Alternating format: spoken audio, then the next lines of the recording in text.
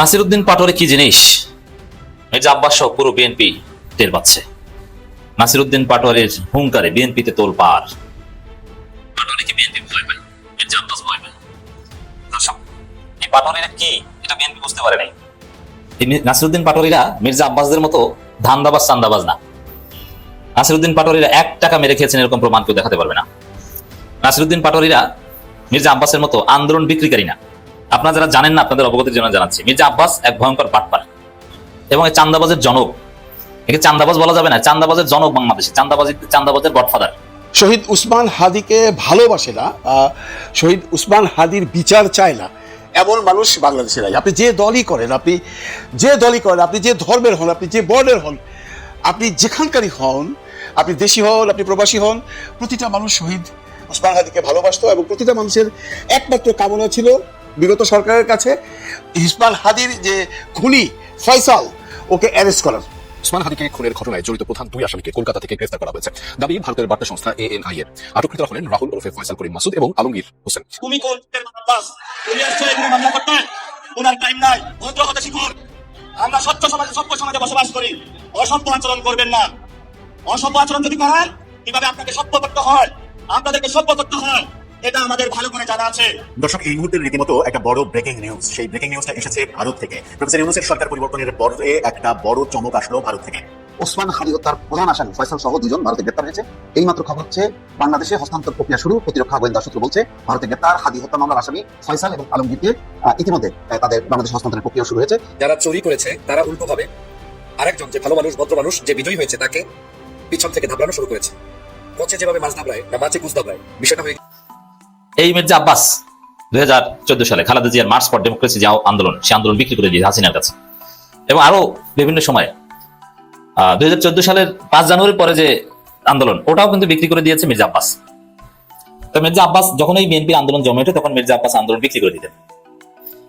ঢাকা মহানগরীর নেতা হিসেবে নেতাকর্মীদের রাজপথে নামতে দিতেন না। খালেদা জিয়ার মার্চ ফর ডেমোক্রেসির আহ্বানে জামাতের লোকজন রাস্তায় নেমে গুলিতে শহীদ হয়, শিবিরের ছেলেরা শহীদ হয়, আর বিএনপি রাস্তায় নামে না। এই বেইমানি করেছেন মির্জা আব্বাস, খালেদা জিয়ার সাথে বেইমানি করেছেন। তো মির্জা আব্বাসদের ইতিহাস বেইমানির ইতিহাস। আর নাসিরউদ্দিন পাটোয়ারিদের ইতিহাস হাসিনার বিরুদ্ধে যুদ্ধ করার ইতিহাস। হাসিনা রিমান্ডে নিয়ে নাসিরউদ্দিন পাটোয়ারিকে পা উপরে বেঁধে মাথা নিচে দিয়ে তারপরে পিটিয়েছিল। 14 দিন রিমান্ডে নিয়েছিল, ভয়ানক নির্যাতন করেছিল, ওই পথ অতিক্রম করে এসেছে, জেল খেটেছে। এবং হাসিনার বিরুদ্ধে চূড়ান্ত আন্দোলনের অন্যতম সৈনিক ছিলেন এই নাসিরউদ্দিন পাটোয়ারি। আজকে যে এনসিপির ভিত্তি ছিল জাতীয় নাগরিক কমিটি, এই নাগরিক কমিটি প্রধান ছিলেন কিন্তু নাসিরউদ্দিন পাটোয়ারি। অতএব নাসিরউদ্দিন পাটোয়ারি কি জিনিস এটা হাসিনা জানে। এই নাসিরউদ্দিন পাটোয়ারিদের তথাকথিত বেয়াদবি এবং বেপরোয়া আচরণের ফলে হাসিনা আজকে জয় বাংলা হয়ে গেছে এবং এদের ঘাটতারামির কারণে আওয়ামী লীগ নিষিদ্ধ হয়েছে। অতএব যে আওয়ামী লীগ বাংলাদেশ স্বাধীন করেছে, যে আওয়ামী লীগ জাতির জনক বঙ্গবন্ধু শেখ মুজিবুর রহমানের দল, সে আওয়ামী লীগকে নিষিদ্ধ করে ছেড়েছে তাদের অপরাধের জন্য এই নাসিরউদ্দিন পাটোয়ারিরা। তারা যে কি এটা আওয়ামী লীগের চাইতে ভালো করে জানে না। এই নাসিরউদ্দিন পাটোয়ারির বিরুদ্ধে মামলা করেছে মির্জা আব্বাস। মির্জা আব্বাস সরাসরি বাদী না হলো, তিনি সাক্ষী হয়েছেন।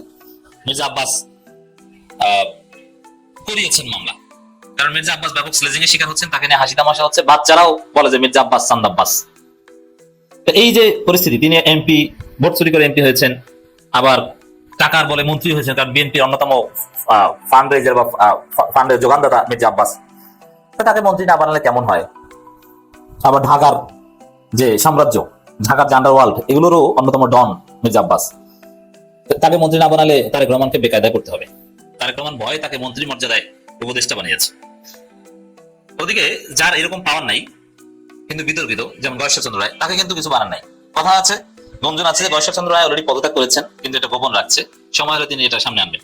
কারণ গয়েশ্বরচন্দ্র রায় একজন সিনিয়র নেতা, জীবনে প্রথমবার এমপি হয়েছেন সম্ভবত, তার ত্যাগ সংগ্রামের ইতিহাস অনেক, কিন্তু এবারে মন্ত্রী বানালেন। এর মানে গয়েশ্বরচন্দ্র রায়ের জীবনে আর মন্ত্রী হওয়ার সুযোগ নেই। 5 বছর পর শারীরিক কোনো সক্ষমতা থাকবে না। This was last chance, but Tarique Rahman didn't count him. এই জন্য অমানক্ষণ পদত্যাগ করেছেন বলে একটি গুঞ্জন আছে।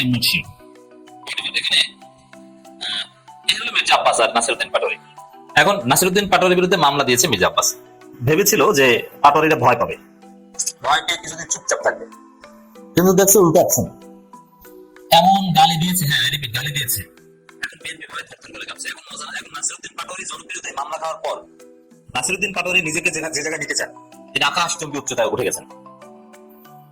আর মির্জা আব্বাস তার মান সম্মান রক্ষার জন্য মামলা করিয়েছেন অন্যের মাধ্যমে। এখন তো মান সম্মান যা আছে ওটাও যাচ্ছে। নাসিরউদ্দিন পাটোয়ারি বলেছেন, মির্জা আব্বাস তুমি কোন স্যাটের বাল, তোমাকে গোনার টাইম আমার নাই। এখন বুঝেন মজা, মামলা করেন আরো, বলছে তোমার যে কথিত সম্মানের চাদর এটা কিন্তু টেনে হিসেবে খুলে ফেলবে। আবার বলছেন যে সম্মান থাকলে তো যাবে, সম্মান আছে, মান থাকলে তো যাবে, মানহানি মামলা করে যার মান আছে। এর মানে জেনারেল পিপলের পারসেপশন হচ্ছে যে মির্জা আব্বাস একজন চাঁদাবাজ। আর এখানে এই যে বিএনপি যে যুক্তি রয়েছে চাঁদাবাজ, তার প্রমাণ কি? মির্জা আব্বাসের বিরুদ্ধে কত কোটি টাকার, শত শত কোটি টাকার দুর্নীতির মামলা ছিল জানেন? ক্ষমতা ব্যবহার করে এই মামলা থেকে খালাস পেয়েছে, নাম্বার ওয়ান। দ্বিতীয় হচ্ছে যে ঢাকার একটা বিরাট অংশে যত চাঁদাবাজি হয় এটা মির্জা আব্বাসের নামে হয়, মির্জা আব্বাসের লোকজন করে। এটা কে না জানে? আপনি বাইতুল মোকাররম, পল্টন, এইসব জায়গায় যান, মির্জা আব্বাসের লোকজন সমস্ত চাঁদাবাজি নিয়ন্ত্রণ করে। মির্জা আব্বাসের উত্থান কোথায়? গরুরহাটের ইজারাদারি থেকে শুরু করে, গরুরহাটের দালালি থেকে ইজারাদার, সেখান থেকে প্রথমে সিঙ্গারা সমোসার দোকান, এরকম আস্তে আস্তে আস্তে আস্তে ব্যাংকের মালিক। মির্জা আব্বাস এ টু জেড একজন কারাপ্টেড পারসন। এটা সত্য কথা বলছে, সত্য কথা বলা যাবে না, তাহলে মানহানি মামলা হবে। মানুষকে বিশ্বাস করাচ্ছে, যেসব মানুষ জানতো না মির্জা আব্বাসের এই কুকীর্তি, নাসিরউদ্দিন পাটোয়ারির বিরুদ্ধে মামলা করার কারণে এখন জানছে। এবং আগে মির্জা আব্বাসকে যে ভাষায় ধোলাই দিত, এখন তার চাইতে কঠিন ভাষায় ধোলাই দিচ্ছে নাসিরউদ্দিন পাটোয়ারিরা। করেন মামলা, কয়টা করতে পারেন? এসব মামলা টামলা ভয় পায়। হাসিনার আমলের মতো রাজনৈতিক সমালোচনা অথবা পলিটিক্যাল রেটরিক দমন করতে যদি চায়, ওটা বিএনপি সরকারের পতনের কারণ হবে। জেনজি জেগে উঠবে, বিস্ফোরিত হয়ে উঠবে। আমরা চ্যালেঞ্জ দিয়ে বলছি, মামলা করেন। তারেক রহমানকে এরকম বলবে, আপনি পারলে মামলা করেন। রাজনৈতিক সমালোচনার অধিকারকে সংকুচিত করে রাখার চেষ্টা করলে আপনার ক্ষমতা থাকবে না, আপনার ক্ষমতা দেশের তরুণ প্রজন্ম ছুটাই দেবে। হাসিনা ধারে কাছেও যেতে পারবেন না। হাসিনা এগুলো করে অনেকদিন টিকে ছিল, কিন্তু আপনি 1-1.5 বছরের বেশি টিকতে পারবেন না, সামনে বিপদ আছে। নাসিরউদ্দিন পাটোয়ারির গালিটা মজা না, চমৎকার না? এখন ওই যারা এইসব মামলা দিতে চান, অবশ্যই সে নিজেও বিপদে পড়েছে, শোকজ কেস অলরেডি, এটা আলাদা আলোচনা বিষয়, এটা অনেক তাৎপর্য আছে। আপনাকে গোনার টাইম নাই, নাসিরউদ্দিন পাটোয়ারি বার্তা। হাসিনা আমলে ভয়াবহ নির্যাতনের মুখে আপোষ করিনি, তাই কোনো হুমকিকে ভয় পাই না। আমাকে ধরে নিয়ে উল্টো করে ঝুলিয়ে সারা রাত নির্যাতন করেছে। নাসিরউদ্দিন পাটোয়ারি বলেন, আপনাকে গোনার টাইম নেই, ভদ্র হতে শিখুন। আমরা সভ্য সমাজে বসবাস করি, সভ্য আচরণ করবেন না। এই যে মত প্রকাশের স্বাধীনতাকে হরণ করার চেষ্টা মামলা দিয়ে, এটা চূড়ান্ত পর্যায়ের অসভ্যতা। আর নাসিরউদ্দিন পাটোয়ারি যে গালি দিয়েছেন, হ্যাঁ এটা সভ্যতা। কারণ এই ধরনের মামলাবাজ মানুষের অধিকার হরণ, যে মৌলিক অধিকার হরণ করতে চায়, সাংবিধানিক মৌলিক অধিকার হরণ করতে চায়, ফেসিবাদ কায়েম করতে চায়, তাকে পলিটিক্যাল রেটরিক হিসাবে 2 টাকারি কিংবা চ্যাটের বাল বলা, এটা সম্পূর্ণ সভ্য আচরণ। এটি পলিটিক্যাল ভাষা, এটি স্মার্ট ভাষা। Nasiruddin Patwari the great. শহীদ উসমান হাদিকে ভালোবাসে না, শহীদ উসমান হাদির বিচার চায় না, এমন মানুষ বাংলাদেশে নাই। আপনি যে দলই করেন, আপনি যে ধর্মের হন, আপনি যে বর্ণের হন, আপনি যেখানকারই হন, আপনি দেশি হন, আপনি প্রবাসী হন, প্রতিটা মানুষ শহীদ উসমান হাদিকে ভালোবাসতো। এবং প্রতিটা মানুষের একমাত্র কামনা ছিল বিগত সরকারের কাছে উসমান হাদির যে খুনি ফয়সাল, ওকে অ্যারেস্ট করার। ফয়সাল যে খুনি সেটা তো আমরা আগেই প্রমাণ পেয়েছি। জুলকারনাইন সাহেব প্রথম দিনই বলে দিয়েছিল যে ও ভারতে পালিয়ে গেছে।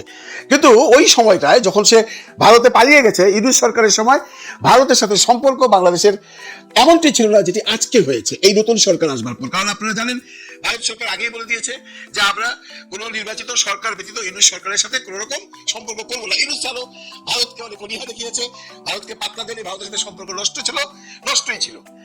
ওই সময় যখন পালিয়েছে তখন ভারত থেকে আমরা কোনো কথা শুনিনি যে হাদির যে হত্যাকারী ভারতে পালিয়ে এসছে, ঠিক আছে আমরা খুঁজছি, এমন কোনো কথাও কিন্তু আমরা শুনিনি।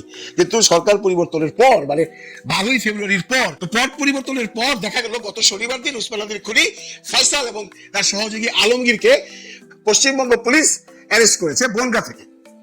আমরা তো বহুদিন যাবৎ শুনে আসছি যে এরা ভারতে পালিয়ে গেছে, এর প্রমাণও দিয়েছে, অনেক ধরনের ফটোগ্রাফ আমরা দেখেছি, অনেক ধরনের এআই দিয়ে তৈরি ভিডিও আমরা দেখেছি, কিন্তু ভারত এতদিন কিছু বলেনি। এবং হঠাৎ করে এই গত শনিবার দিন তাকে অ্যারেস্ট করা হলো।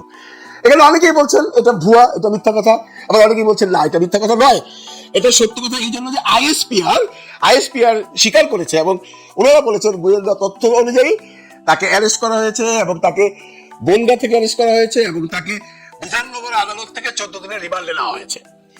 অনেকেই ভাবতে পারেন তাকে কি হাদির খুনি হিসেবে রিমান্ডে নিয়েছে? না, হাদির খুনি হিসেবে তাকে রিমান্ডে নেয়নি, তাকে নিয়েছে ইমিগ্রেশন অ্যাক্টে, মানে সে উইদাউট ভিসায় ভারতে অবস্থান করছিল। তাহলে আমরা জানি ফয়সাল কোনো ভিসা নেয়নি, ফয়সাল ডাঙ্কি বেগে মানে চোরাই পথে ভারতবর্ষে ঢুকেছিল মেঘালয় দিয়ে।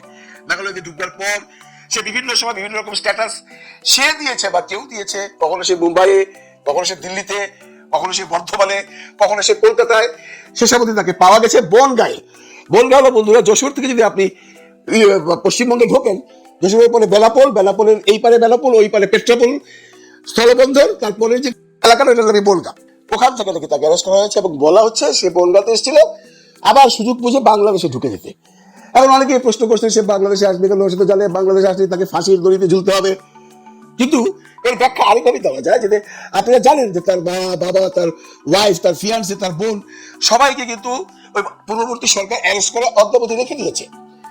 ও হয়তো ভেবেছে কতদিন এইভাবে ভারতে লুকিয়ে লুকিয়ে থাকবো। আর ভারতে বেসিক্যালি লুকিয়ে থাকাটা সম্ভব না বন্ধুরা। আপনি বাংলাদেশি হন, আপনাকে চিনে ফেলবে মানুষ, কারণ আপনি কোনো হোটেলে যেতে পারবেন না। হোটেলে গেলে লিগাল ভিসা দরকার, আদারওয়াইজ আপনাকে সিট দিবে না, মানে রুম দিবে না।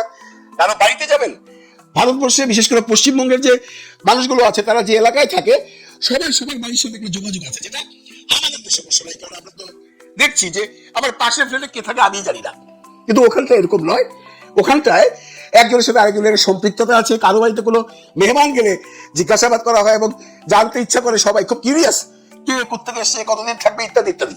কাজে ওইভাবে লুকিয়ে থাকাও সম্ভব হচ্ছিল না ফয়সালের। তাই হয়তো সে বাংলাদেশে আসবার জন্য আবার ঘুরে ফিরে বনগাঁ বর্ডার হয়ে গেছে, মানে সে পেট্রাপোল, বেলাপুল, যশোর হয়ে বাংলাদেশে ঢুকবে, কিন্তু তাকে ধরে ফেলেছে। এবং সবচেয়ে ইন্টারেস্টিং হলো যে বাংলাদেশের ডিজিএফ এর চিফ কদিন আগে ইন্ডিয়াতে গেছে একটা মিটিংয়ে। উনি যাওয়ার পর উনি রিকোয়েস্ট করেছিল, এটা আইএসপিআর থেকেই বলা হয়েছে, রিকোয়েস্ট করা হয়েছিল যে এই খুনি আপনাদের এখানে আছে, খুঁজে বের করেন। তখনই হয়তো তৎপর হয়ে তাকে অ্যারেস্ট করেছে। বা অনেকেই বলছেন তাকে অনেক আগে অ্যারেস্ট করেছে, এতদিন জানান যায়নি, বা তাকে অ্যারেস্ট করেনি, তাকে রেখেছে, তাদের অবজারভেশনে রেখেছে, সময় হলে অ্যারেস্ট করবে। তো সেটা মূল বিষয় নয়, মূল বিষয় হলো তাকে অ্যারেস্ট করেছে। অনেকেই বিশ্বাস করতে চাচ্ছেন না, আর বিশ্বাস কেমনি করবো ভাই বলেন? আসলে এআই একটা ভিডিও বাইরেছে, এটা দেখলে যারা এআই বুঝে না তারা মনে করবে এই তো কনফার্ম, এই যে দেখা যাচ্ছে ওকে অ্যারেস্ট করেছে। কিন্তু যারা বুঝে তারা বুঝে যেটা এআই এর তৈরি। ভিডিওটা একটু দেখুন, ইন্টারেস্টিং ভিডিও।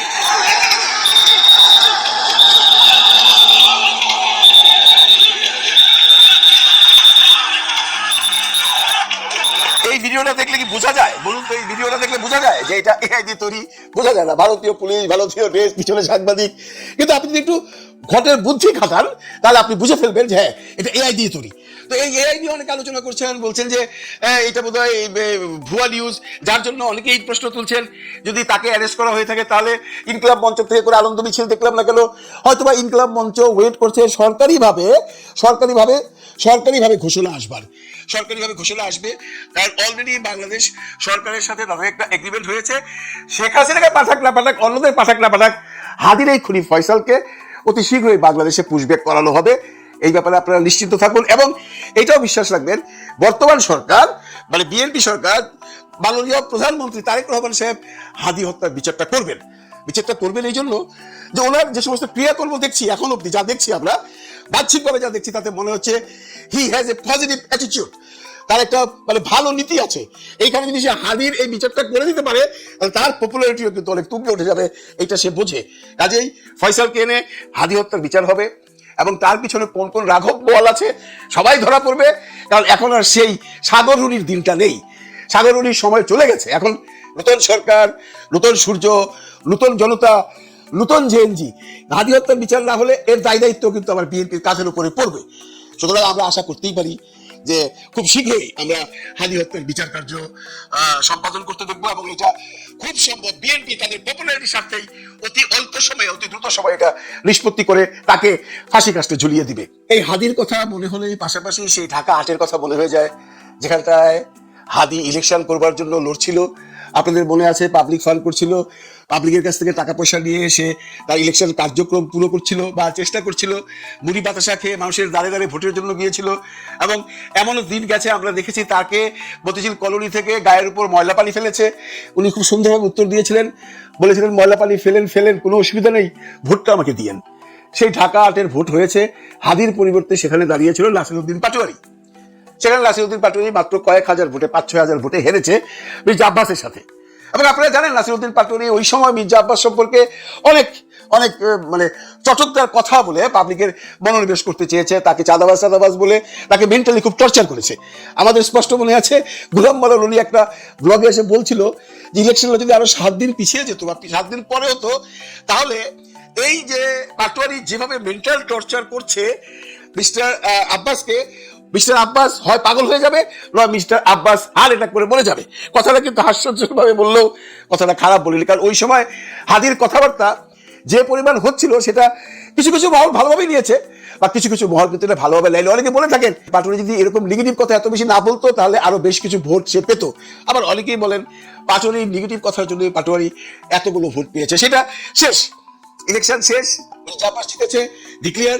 এখন অনেকে অনেক কথা বলছে, ভোট চুরি হয়েছে, যাই হয়েছে সেগুলো নিয়ে এখন কথা বলে লাভ নেই, কারণ declare Mirza Abbas win the seat, ওটা অলরেডি গ্যাজেটে উঠে গেছে, ইলেকশন ওইখানেই শেষ। কিন্তু এর মধ্যে নতুন একটা ফ্যাক্টর বাজিয়ে দিল, মির্জা আব্বাসের দলের মানে বিএনপির জনৈক এক নেতা পাটোয়ারি সম্পর্কে মানহানি মামলা করলো। বাস শাস্তি কাম, মানহানি মামলা করছে শনিবার দিন, রোববার দিন। আপনারা জানেন সকালবেলা মামলাটা হয়েছে। তারপর পাটোয়ারির সে যে ভাষণ, সে যাচ্ছে তাই করে মির্জা আব্বাসকে অনেকগুলো কথা বলেছে রাগে দুঃখে ক্ষোভে, এবং সে এমন কথাও বলেছে যে আপনাকে গুলার টাইম আমার নাই, আপনি কোন অমুক তমুক বলেছে, অনেক কথা। অনেক রাগান্বিত ছিল সে, কারণ মামলা হবে এটা অনেকেই বলে পাটোয়ারি ভাবে নাই, অনেকেই বলে পাটোয়ারি চাচ্ছিল একটা মামলা হোক, কোনটা সত্য আমরা জানি না। তো মামলা হওয়ার পর তার রিয়েকশনটা ছিল মানে অত্যন্ত উগ্রভাবে সে অনেকগুলো কথা বলে ফেলেছে, বলে এটা এখানকার শেষ। কিন্তু বিএনপির এটাতে একটা রিয়েকশন হয়েছে। কি রিয়েকশন হয়েছে আপনারা অনেকে হয়তো জানেন। বিএনপির উচ্চমহল থেকে সেই মানুষটিকে যে মামলাটি করেছে, মামলা তো মির্জা আব্বাস সাহেব করেননি, মির্জা আব্বাসের হয়ে অন্য কেউ করেছে। এখন এটা যদি মির্জা আব্বাস সাহেব করিয়ে থাকে সেটা বেরোবে। আর এমনও হইতে পারে ভাই, মির্জা আব্বাস জানেই না, কিছু চামচা থাকে না খুশি করার জন্য, বস আপনার সম্বন্ধে বলছে ঠুকিয়া মামলা, সবাই দেখে অন্য কাজ বাড়ায়, এমন আশা তো আছে আমাদের দেশে। ওইরকম কেউ একজন হয়তো যদি করে থাকে তাহলে সেটা বিএনপি ভালোভাবে দেয়। বিএনপির উচ্চমহল থেকে তাকে আজকে শোকজ করা হয়েছে, তুমি কার অর্ডারে মামলা করতে গেলা, কে তোমাকে মামলা করতে বলছে, তুমি কি উচ্চমহল থেকে পারমিশন নিছিলা? নাই, বাস তাকে ফাঁসিয়ে দেওয়া হয়েছে, তাকে 24 ঘন্টার মধ্যে কারণ দর্শানোর নোটিশ দেওয়া হয়েছে। এরপর নাসিরউদ্দিন পাটোয়ারি এটা দেখবার পর যে তাকে যেহেতু নোটিশ দেওয়া হয়েছে, এই জন্য নাসিরউদ্দিন পাটোয়ারি বিএনপিকে ধন্যবাদ দিয়েছে। সে বলতে চাচ্ছে যে আমার বিরুদ্ধে এই মামলাটা করেছে তাকে যেহেতু বিএনপির উচ্চমহল থেকে কারণ দর্শানোর নোটিশ দেওয়া হয়েছে, সেই জন্য আমি বিএনপিকে ধন্যবাদ দিলাম।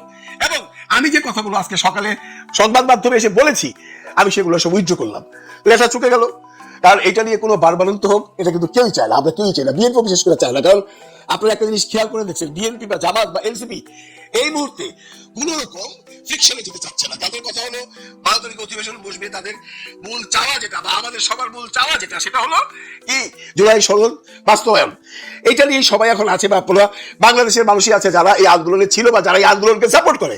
তারা এখন এই পাটোয়ারির এই সমস্ত ব্যাপার, মির্জা আব্বাসের এই সমস্ত ব্যাপার বা যে কোনো ব্যাপার নিয়ে নতুন কোনো ভাগ বিতরণ হোক, নতুন কোনো সমস্যা হোক, কেউই চায় না।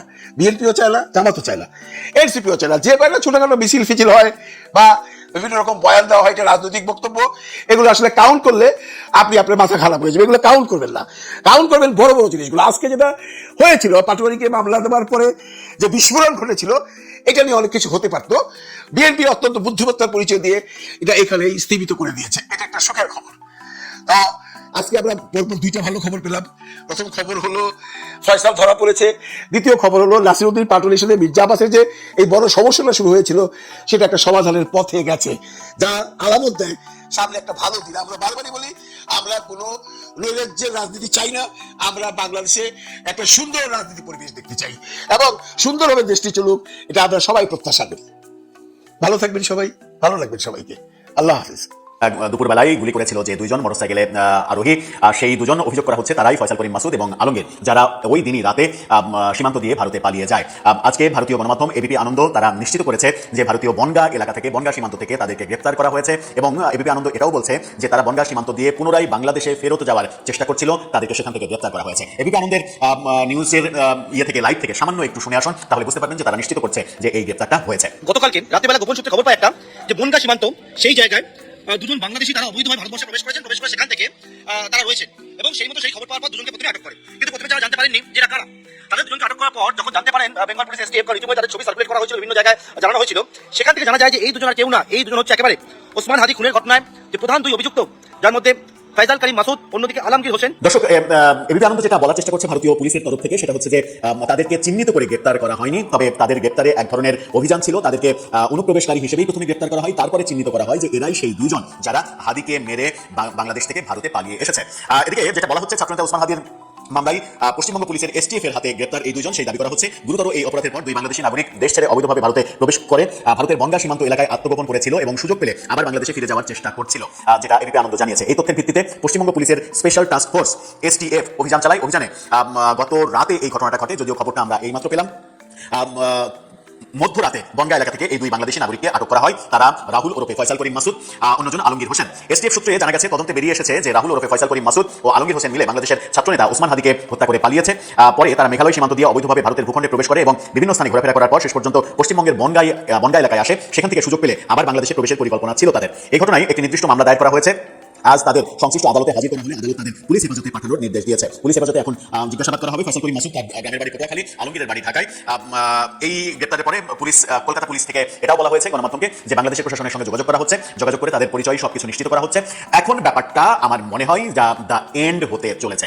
যদি এই দুইজন সত্যি অপরাধী হয়ে থাকেন, তাহলে বন্দী প্রত্যার্পণ চুক্তিতে বর্তমান সরকার যেহেতু ভারতের সঙ্গে সম্পর্ক আবার জোড়া লাগানোর চেষ্টায় আছে এবং জোড়া লাগিয়ে ফেলবে, সুতরাং খুব সহজেই ভারত তাদেরকে বাংলাদেশের হাতে তুলে দেবে। যদি বাংলাদেশের হাতে ভারত তাদেরকে তুলে দেয়, তাদেরকে জিজ্ঞাসাবাদে তথ্য বেরিয়ে আসবে, কিংবা কলকাতা পুলিশও তাদেরকে জিজ্ঞাসাবাদে মূল তথ্য বের করে যদি আনতে পারে যে এরা যদি সত্যি ওসমান হাদিকে গুলি করে থাকে, তাহলে কাদের নির্দেশে, কাদের অর্থায়নে, কাদের পরিকল্পনায় এই কাজটা তারা করেছে, কাদের স্বার্থে করেছে। হাদিকে মারলে কাদের রাজনৈতিক লাভ, হাদিকে মারলে নির্বাচনের আগে কিংবা নির্বাচনের তফসিল ঘোষণার পরের দিনই হাদিকে মারলে নির্বাচনের ব্যাপারে কারা লাভবান হতে পারে, কিংবা নির্বাচন বানচালের কোনো ব্যাপার ছিল কিনা, নির্বাচনে বিশেষ সুবিধা নেওয়ার ব্যাপার ছিল কিনা, হাদিকে হাদির কাছের মানুষরাই মেরেছিল কিনা, নাকি হাদিকে আওয়ামী লীগ মেরেছে, নাকি হাদিকে অন্য কেউ মেরেছে, মানে এই ব্যাপারগুলো হাদিকে মারার পরে এই অভিযোগ করা হয়েছে যে হাদিকে মির্জা আব্বাস মেরেছে, এই ধরনের অদ্ভুত খবর বলা হয়েছে, হাদিকে আওয়ামী লীগ মেরেছে এরকম খবর বলা হয়েছে। আবার অন্য অনেক পক্ষ থেকে দাবি করা হয়েছে হাদিকে যারা তৈরি করেছে তারাই হাদিকে মেরেছে এবং হাদিকে তাদের মানে জীবিত হাদির চাইতে মৃত হাদিকে তাদের বেশি প্রয়োজন ছিল, যেটা নিয়ে অনেক রাজনীতি করা যেত। এবং সেই রাজনীতির একটা চেষ্টা আমরা তার মৃত্যুর পরের দিন মানে জানা যায় আমরা দেখেছিলাম।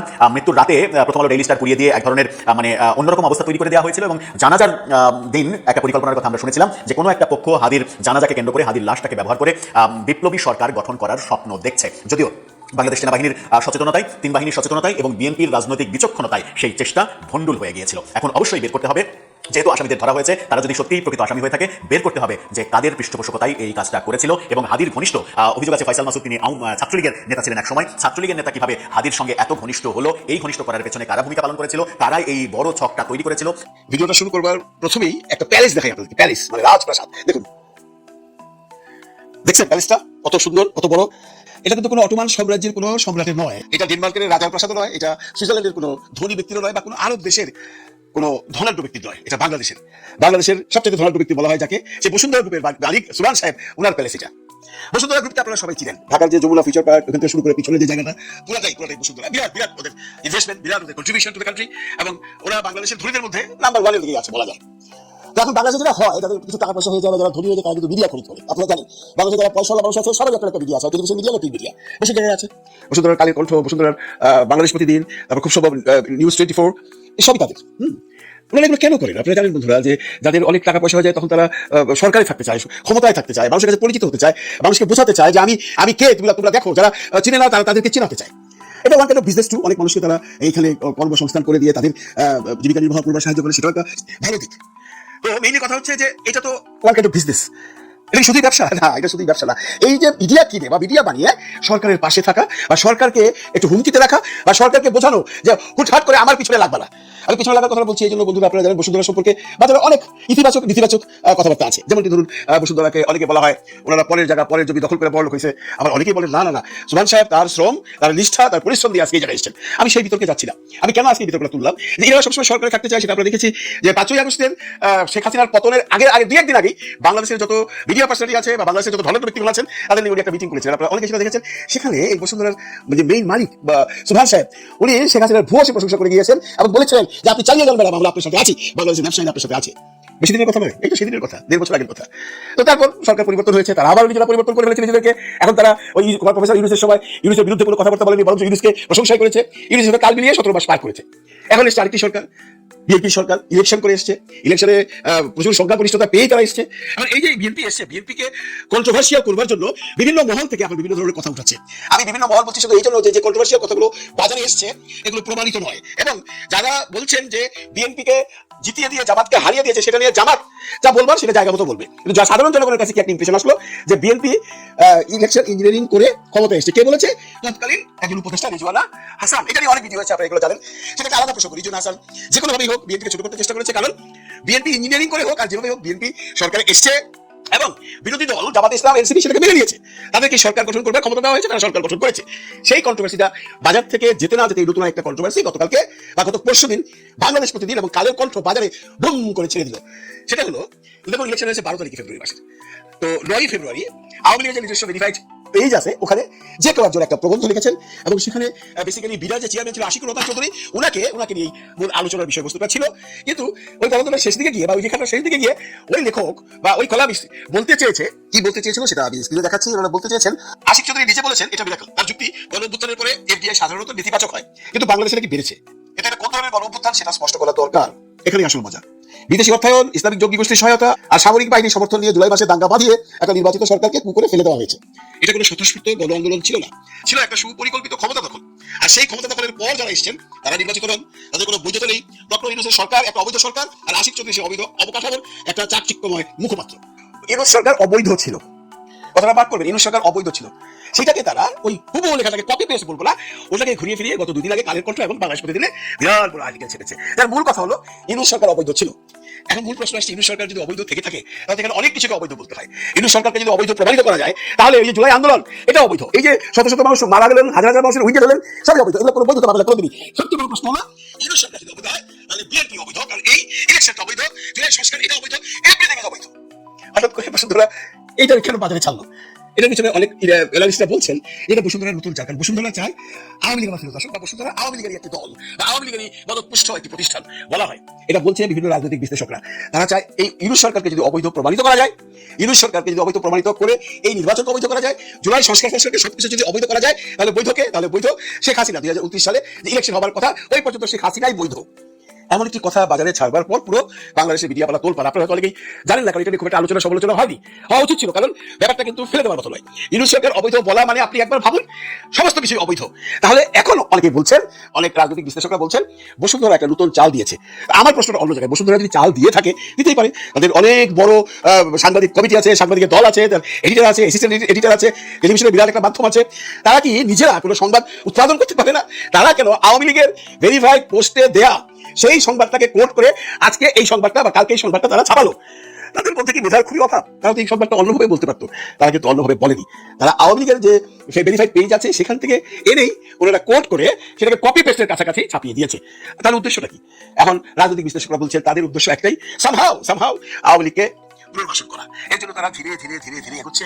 এই যে প্রথম একটা এত বড় ঘটনা বাংলাদেশের মানুষের কাছে ছেড়ে দিল যে ইউনূস সরকার অবৈধ ছিল। তো প্রশ্ন তো, ইউনূস সরকার অবৈধ থাকলে অনেক কিছু অবৈধ, সেই অবৈধগুলোকে বৈধ করবার জন্য এখন কি সরকার পক্ষ বা বিরোধী দল তারা কি মেনে নিবে যে ইউনূস সরকার অবৈধ ছিল? যদি ইউনূস সরকার অবৈধ থাকে তাহলে কিন্তু প্রেক্ষাপট টোটালি আলাদা হয়ে গেল। বসুন্ধরার এই প্ল্যানিংয়ে গিয়েছে, কিন্তু সবাই যেটা সমালোচনা করছে, বসুন্ধরা কি মেধা শূন্যতা নিয়ে ভুগছে? তারা নিজেরা কোনো সংবাদ তৈরি করতে পারে না, অবিবেশ করে সংবাদ দেয়, এবং তাদের উদ্দেশ্য কি এটা নিয়েও অনেক আলোচনা চলছে। এখন দেখা যাক সামনে এটা নিয়ে আর কোনো আলোচনা হয় কিনা। আপনারা জানেন যে নাসিরউদ্দিন পাটোয়ারী সাহেব এনসিপির শীর্ষস্থানীয় একজন নেতা, 11 দলীয় জোটের প্রার্থী ছিলেন। মির্জা আব্বাস সাহেবের বিরুদ্ধে লড়াই করেছেন এবং মির্জা আব্বাস সাহেবের বাহিনী তার বিজয়টাকে কেড়ে নিয়েছেন। যারা চুরি করেছে তারা উল্টোভাবে আরেকজন যে ভালো মানুষ, ভদ্র মানুষ, যে বিজয়ী হয়েছে তাকে পিছন থেকে ধাবড়ানো শুরু করেছে। কোচে যেভাবে মাছ দাবড়ায় না মাছে কোচ দাবড়ায়, বিষয়টা হয়ে গিয়েছে এখন সেরকম। বাংলাদেশে নতুন করে ফেসিবাদের পদধ্বনি শুরু হয়েছে। আমি নাসিরউদ্দিন পাটোয়ারীর বিরুদ্ধে দেয়া আজকের এই মামলার তীব্র নিন্দা জানাই, কারণ এই মামলাবাজির জন্য বাংলাদেশকে নতুন করে 24-এর গণঅভ্যুত্থান সংগঠিত করে নতুন বাংলাদেশ আমরা বিনির্মাণ করি নাই। আমরা বিনির্মাণ করেছি যে বাংলাদেশে ফেসিবাদের শেখ হাসিনার মতো কোনো মামলা থাকবে না, গুম থাকবে না, খুন থাকবে না, অত্যাচার থাকবে না, জুলুম থাকবে না। যার রাজনীতি সে করবে, ডিবেট করবে, আমি আপনাকে একটি জিনিস বললে আপনি সেটার প্রপার এভিডেন্স নিয়ে প্রতিবাদ করবেন, কিন্তু সেটাকে আপনি ভিন্ন আঙ্গিকে টুটি চেপে ধরার জন্য মামলা করবেন, এটার আমরা কোনোভাবে মেনে নেব না। নতুন এই বাংলাদেশে মামলা করার প্রবণতা যারা দেখাচ্ছেন এবং মনে মনে ভাবছেন যে এই মামলা দিয়ে নতুন কিছু ভয়ভীতি প্রদর্শন করবেন, সেই যুগ ভুলে যান। কারণ আমরা শেখ হাসিনার বিরুদ্ধে লড়াই করে সংগ্রাম করে নতুন বাংলাদেশ বিনির্মাণ করেছি এবং আমরা ফেসিবাদকে লড়াই করে সংগ্রাম করে দেশ থেকে তাড়িয়েছি। অতএব কোনো নব্য ফেসিবাদ, কোনো ষড়যন্ত্রবাদ একটু হয়ে গেলেই, ডানে বায়ে গেলেই আপনি মামলা রুজু করে দিবেন, সমন জারি করবেন, এই সমন জারির কোনো সুযোগ নেই। আমরা তীব্র নিন্দা জানিয়ে গেলাম। আজকে আপনারা ভোট চুরি করেছেন, বাংলাদেশের বিভিন্ন জায়গায় র্যাগিং হয়েছে, ভোটের বিভিন্ন জায়গায় তারতম্য হয়েছে, সেন্টারগুলোর উপরে প্রভাব বিস্তার করেছেন, সব কিছুর উপরেও ডিবেটের জায়গাটা খোলা আছে। আজকে সমস্ত জায়গায় কি ভোট হয়েছে সেটা তো গতকালকে শুধু একটা ভোটের চিত্র দেখলে বোঝা যায়। সারা পৃথিবী থেকে পোস্টাল ব্যালটে যে ভোট এসেছে, সেই ভোটে শুধু জামাত ইসলামী ভোট পেয়েছে 46%, আর আপনার বিএনপি পেয়েছে 30%। তো আপনার এখান থেকে তো স্পষ্ট ওই ভোটগুলো কেউ কাটতে পারে নাই। তো সেখানে 46% প্রবাসীদের ভোট, আমার পোস্টাল ব্যালট যারা দিয়েছে, সরকারের বিভিন্ন কর্মকর্তা কর্মচারী যারা যেখানে দিয়েছে তাদের ভোট, এই ভোটে প্রমাণিত হয়েছে যে মূলত বাংলাদেশ জামাত ইসলামের নেতৃত্বেই 11 দলীয় জোটই ক্ষমতায় গিয়েছে। যাই হোক, আপনারা মানেন না মানেন কিচ্ছু যায় আসে না। জনগণ বিশ্বাস করে কারা নির্বাচিত হয়েছে কারা হয়নি।